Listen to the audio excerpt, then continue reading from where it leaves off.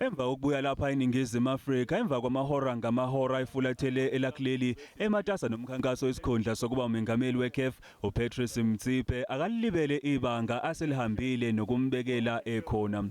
Konke kwaqala ngokutshala imali emkhankasweni wokuthuthukisa ibhola likanobhutshuzwayo emazingeni aphansi okungesinye sezethembiso zakhe ezinkulu embidlangweni ukengamela iCAF. Zontathu izimbangi zikaMotsepe okungu-Augustine Sengo odabuka eSenegal, uJack Anoma wase-Ivory Coast kanye no-Ahmad Yaya zonke ziqoke kushenxa kulempela sonto ukweseka Motsepe ukuthi athathe izintambo.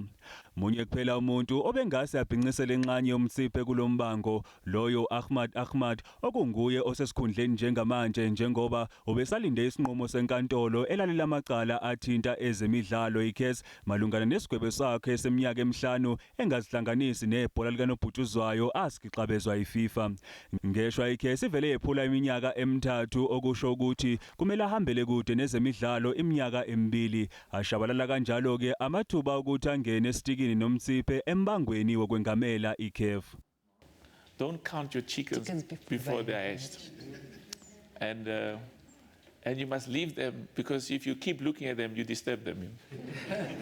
So we will, at the right time, we will come, because I have a duty to yourselves and to the media and to the people of this country who love football.